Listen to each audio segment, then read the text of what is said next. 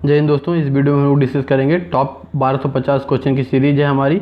ठीक है, प्रीवियस भी 3-4-5 सीरीज हो चुकी है, तो ये 6वीं सीरीज होगी।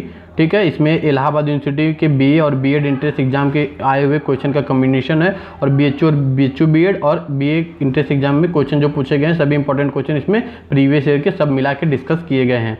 ठीक है, तो आज का हमारा पहला क्वेश्चन है, निम्न में से कौन संसद का अंग नहीं है?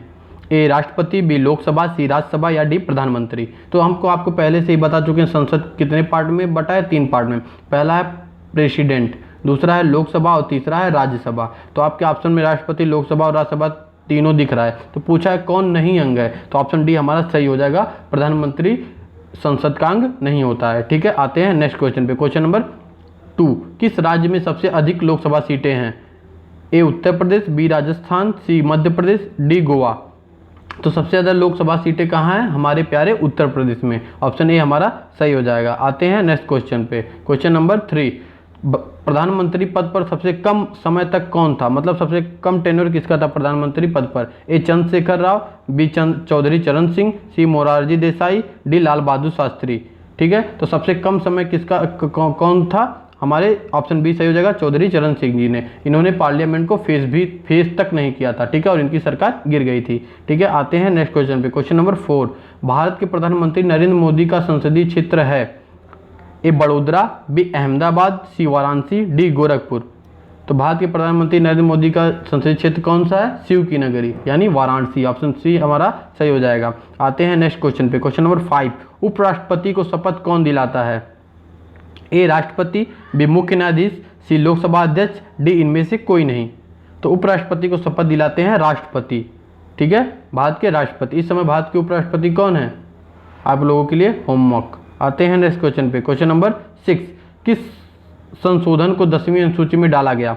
ठीक है, देखिए पहले हमारा जब संविधान बन के तैयार हुआ उस समय हमारे पास केवल 8 ही अनुसूची थी। ठीक, 9th, 10th, 11th, 12th ये 4 अनुसूची हमारे संविधान बनने के बाद ऐड की गई। ठीक है, तो पूछ रहा है 10वीं अनुसूची में डाला गया किस संविधान संशोधन को? आपके पास ऑप्शन है, ऑप्शन ए 48वां, ऑप्शन बी है 52वां, ऑप्शन सी है 56, ऑप्शन डी है 61। तो किस संविधान संशोधन को 10वीं अनुसूची में डाला गया?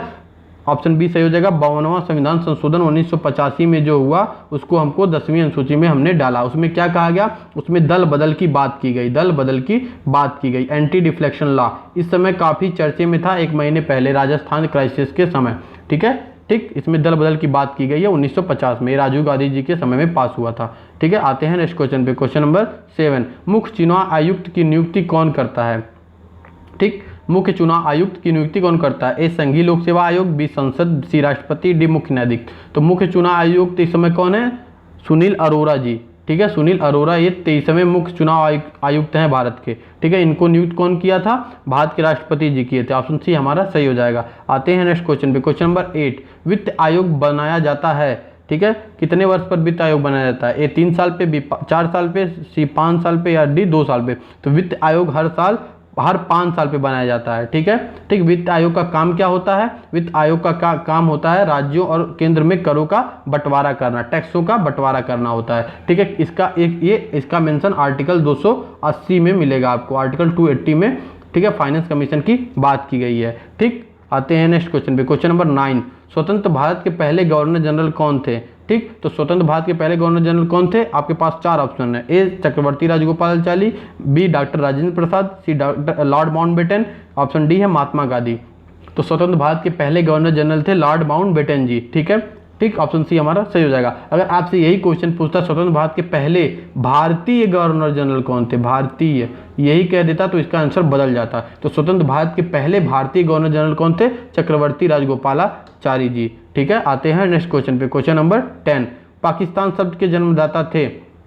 ठीक, आपके पास 4 ऑप्शन है। ए मोहम्मद अली जिन्ना, बी रहमत अली, सी डॉक्टर इकबाल या डी लियाकत अली। तो पाकिस्तान शब्द का नामकरण किया था, कैम्ब्रिज यूनिवर्सिटी में पढ़ता था, वो था रहमत अली। ठीक है, रहमत अली ने पाकिस्तान शब्द का निर्माण किया था। ठीक है, पाकिस्तान के पहले गवर्नर जनरल कौन थे? पाकिस्तान के पहले गवर्नर जनरल थे मोहम्मद अली जिन्ना। ठीक है, आते हैं नेक्स्ट क्वेश्चन पे। क्वेश्चन नंबर 11, बाल गंगाधर तिलक ने निम्नलिखित में से किस पत्रिका का संपादन किया?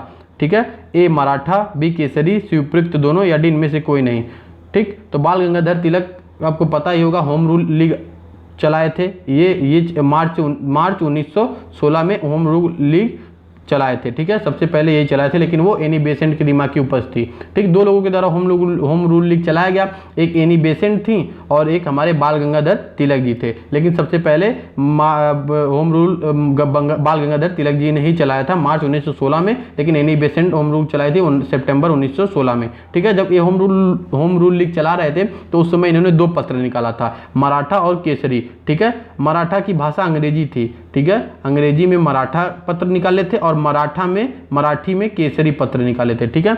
इन्होंने दो पत्र निकाला था, मराठा और केसरी, ठीक। आते हैं नेक्स्ट क्वेश्चन पे, क्वेश्चन नंबर 12। 1905 में लॉर्ड कर्जन द्वारा विभाजित बंगाल का पुनर्गठन कब किया गया? ए 1911, बी 1910, सी 1914, डी इनमें से कोई नहीं। तो जब पार्टीशन ऑफ बंगाल आपको पता ही होगा 1905 में हुआ था, लॉर्ड कर्जन किया था। देखिए यहाँ पे दो क्वेश्चन आपका तैयार हो गया, ठीक। लेकिन उसका पुनर्गठन कब किया गया, कब मर्ज कर दिया गया, पार्टीशन को रद्द कब कर दिया गया? 1911 में पार्टीशन को रद्द कर दिया गया, ठीक है। आते हैं नेक्स्ट क्वेश्चन पे, क्वेश्चन नंबर 13। कांग्रेस के किस अधिवेशन में फूट पड़ी? ठीक है, कांग्रेस के किस अधिवेशन में फूट पड़ी, यानी नरम दल और गरम दल अलग हो जाते हैं उसमें, ठीक है। आपके पास चार ऑप्शन है, ए सूरत, बी लाहौर, सी अहमदाबाद या डी नागपुर।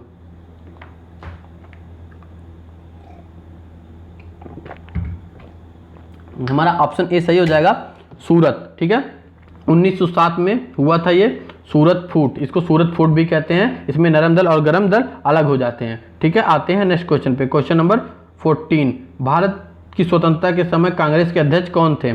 ठीक, भारत की स्वतंत्रता के समय कांग्रेस के अध्यक्ष कौन थे? ए डॉक्टर राजेंद्र प्रसाद, बी आचार्य JB कृपलानी, सी पंडित जवाहरलाल नेहरू या डी महात्मा गांधी। तो जब हमारा भारत आज़ाद हुआ उस समय भारत के प्रेसिडेंट थे, कांग्रेस के प्रेसिडेंट थे आचार्य JB कृपलानी जी, ठीक है। ऑप्शन बी हमारा सही हो जाएगा। आते हैं नेक्स्ट क्वेश्चन पे, क्वेश्चन नंबर 15। भारत छोड़ो आंदोलन कहाँ से आरंभ हुआ? ठीक है, तो आपको पता होगा भारत छोड़ो आंदोलन 1942 में शुरू हुआ था, ठीक है। अरुणा आसिफ अली, ये नाम याद रखिएगा, अरुणा आसिफ अली इस आंदोलन में महत्वपूर्ण भूमिका निभाए थे, ठीक है। ये क्वेश्चन पूछता है कि इस आंदोलन में महत्वपूर्ण भूमिका किसने निभाई थी? तो अरुणा आसिफ अली ने इस आंदोलन में महत्वपूर्ण भूमिका निभाई थी, क्योंकि इस आंदोलन के शुरू होते ही सभी कांग्रेस के बड़े नेताओं को जेल में डाल दिया गया था, ठीक।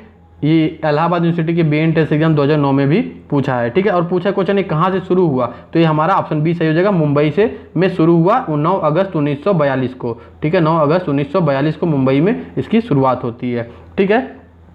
आते हैं नेक्स्ट क्वेश्चन पे, क्वेश्चन नंबर 16। पिन कोड व्यवस्था में भारत को कितने क्षेत्रों में बांटा गया है? ठीक है, तो पिन कोड, ये देखिए यूपी बीएड 2020 का क्वेश्चन अभी करंट क्वेश्चन है, ठीक है, ताज़ा, ठीक है। तो पिन कोड व्यवस्था में भारत को कितने क्षेत्रों में बांटा गया है? आपके पास चार ऑप्शन, ए 6, बी 8 या सी 10 या डी 7। तो ठीक है, तो पिन कोड व्यवस्था में भारत को 9 क्षेत्रों में बांटा गया है, ठीक है। लेकिन अगर 9 ऑप्शन में नहीं दिया तो आप 8 भी मार सकते हैं, क्यों? क्योंकि 8+1 की बात की गई है। 8 जो है, 8 तो जियोग्राफिकल एरिया के लिए, लेकिन 1 जो है रिजर्व्ड है। 1 जो है रिजर्व है किसके लिए? Army postal area, army postal service के लिए एक क्षेत्र रिजर्व है। इसलिए अगर आपके पास ऑप्शन में 9 ना दिखे तो आप 8 भी लगा के आ सकते हैं, गलत नहीं होगा। लेकिन अगर ऑप्शन में 9 है तो आप 9 लगा के आएंगे, ठीक है। आते हैं नेक्स्ट क्वेश्चन पे, क्वेश्चन नंबर 17। भारत के प्रधानमंत्री नरेंद्र मोदी ने पहली बार प्रधानमंत्री पद की शपथ कब ली? ये भी एकदम ताज़ा क्वेश्चन है, यूपी बीएड 2020 का, ठीक। तो ए 20 मई, बी 24 मई, सी 14 मई या डी 26 मई, ठीक है। तो भारत के प्रधानमंत्री नरेंद्र मोदी ने पहली बार प्रधानमंत्री की शपथ कब ली थी? 26 मई 2014 को लिया था, ठीक है। ऑप्शन डी हमारा सही हो जाएगा। आते हैं नेक्स्ट क्वेश्चन पे, ठीक है। देखिए क्वेश्चन रिपीट भी कर सकता है, ये यूपी बीएड का क्वेश्चन इलाहाबाद यूनिवर्सिटी में भी पूछ सकता है, ऐसा नहीं है कि नहीं पूछेगा, ठीक। भारत में हिंदी के बाद सर्वाधिक बोले जाने वाली भाषा कौन सी है? ए तेलुगु, बी बांग्ला, सी अंग्रेजी, डी इनमें से कोई नहीं, कर लीजिए, ठीक। तो भारत में सबसे ज़्यादा तो हिंदी बोली जाती है और सबसे कम संस्कृत बोली जाती है, ठीक। भारत में कुल कितनी ऑफिशियल लैंग्वेज, कितनी भाषाओं को मान्यता दिया गया है? 22 भाषाओं को मान्यता दिया गया है, ठीक। और एक बात और जान लीजिए, अनुसूची 8 में यानी 8th शेड्यूल में, ठीक है ना, 8th शेड्यूल में भाषाओं का उल्लेख मिलता है, 8th शेड्यूल में भाषाओं का उल्लेख मिलता है, ठीक है। तो भारत में पूछा दूसरी सबसे ज़्यादा बोले जाने वाली भाषा कौन सी है? ऑप्शन बी हमारा सही हो जाएगा, बांग्ला भाषा, ठीक है। सबसे ज़्यादा हिंदी, फिर उसके बाद बांग्ला भाषा बोली जाती है, ठीक है। आते हैं नेक्स्ट क्वेश्चन पे, क्वेश्चन नंबर 19। भारत में पिन कोड प्रणाली कब लागू की गई? ठीक है, ए 1972, बी 1982, सी 1950 या डी 1947। तो भारत में पिन कोड प्रणाली 1972 में लागू की गई, 15 अगस्त 1972 से ये शुरुआत होती है इसकी। ठीक है, आते हैं नेक्स्ट क्वेश्चन पे। क्वेश्चन नंबर 20, पोंगल उत्सव का संबंध किस राज्य से है? ठीक है, ए केरल, बी राजस्थान, सी तमिलनाडु या डी उत्तर प्रदेश। तो पोंगल उत्सव का संबंध तमिलनाडु से है, ऑप्शन सी हमारा सही हो जाएगा। आते हैं नेक्स्ट क्वेश्चन पे। Question number 21। ठीक, क्वेश्चन नंबर 21, निम्नलिखित में से गन्ने का सर्वाधिक उत्पादक राज्य कौन सा है? गन्ने का सर्वाधिक उत्पादक राज्य कौन सा? ए महाराष्ट्र, बी उत्तर प्रदेश, सी बिहार, डी तमिलनाडु। तो गन्ने का सर्वाधिक उत्तर प्रदेश कौन है? उत्तर प्रदेश है। ठीक है, गन्ने का सर्वाधिक उत्पादक राज्य कौन सा है? उत्तर प्रदेश, ऑप्शन बी हमारा सही हो जाएगा। आते हैं नेक्स्ट क्वेश्चन पे। क्वेश्चन नंबर 22, प्रोटेम स्पीकर कौन नियुक्त करता है? देखिए, प्रोटेम स्पीकर कौन होता है? देखिए, प्रोटेम स्पीकर का काम होता है लोकसभा के जितने सदस्य होते हैं उनको ये शपथ दिलवाता है। ठीक है, शपथ दिलाता है। ठीक है, ठीक, इसको नियुक्त करते हैं भारत के राष्ट्रपति। ठीक है, ऑप्शन ए हमारा सही हो जाएगा। ठीक, किसको नियुक्त करते हैं? जो एज के हिसाब से जिसकी एज ज़्यादा होगी उसी को वरीयता मिलती है। ठीक है, आते हैं नेक्स्ट क्वेश्चन पे। क्वेश्चन नंबर 23, इसका क्वेश्चन नंबर 23, राष्ट्र ध्वज में लंबाई और चौड़ाई का क्या अनुपात है? तो राष्ट्र ध्वज में लंबाई और चौड़ाई का अनुपात क्या है? Option A 3:2, option B 2:3, option C 3:3, option D 2:4। तो राष्ट्र ध्वज में लंबाई और चौड़ाई का अनुपात है 2:3, ऑप्शन बी हमारा सही हो जाएगा। ठीक है, आते हैं नेक्स्ट क्वेश्चन पे। क्वेश्चन नंबर 24, पृथ्वी ताल से पलायन वेग का मान होता है। ठीक है, मान यहाँ पे वैल्यू है, कितना होता है? Escape velocity. ठीक है, स्केप वेलोसिटी मतलब होता है अगर कोई भी ऑब्जेक्ट अगर हम अर्थ के सरफेस से फेंकें, ठीक है, तो वो वापस लौट के डायरेक्ट नहीं आएगी, वो एटमॉस्फेयर से स्केप कर जाएगी। ठीक है, वो किस वेलोसिटी से फेंकें तो हमारा वेलोसिटी 11.2 km/s। अगर वेलोसिटी से हम फेंकें तो ऑब्जेक्ट कभी लौटकर पृथ्वी पे नहीं आएगी, इसी को हम पलायन वेग कहते हैं, इसकी वेलोसिटी कहते हैं। ठीक है, आते हैं नेक्स्ट क्वेश्चन, क्वेश्चन नंबर 25 और लास्ट क्वेश्चन। ठीक है, वनस्पति घी निर्माण में कौन सी गैस प्रयुक्त होती है? ठीक, A nitrogen, B carbon dioxide, C hydrogen या डी नियॉन। तो वनस्पति घी निर्माण में हाइड्रोजन गैस प्रयुक्त होती है, ऑप्शन सी हमारा सही हो जाएगा। ठीक है, thanks for listening, as always God bless you all.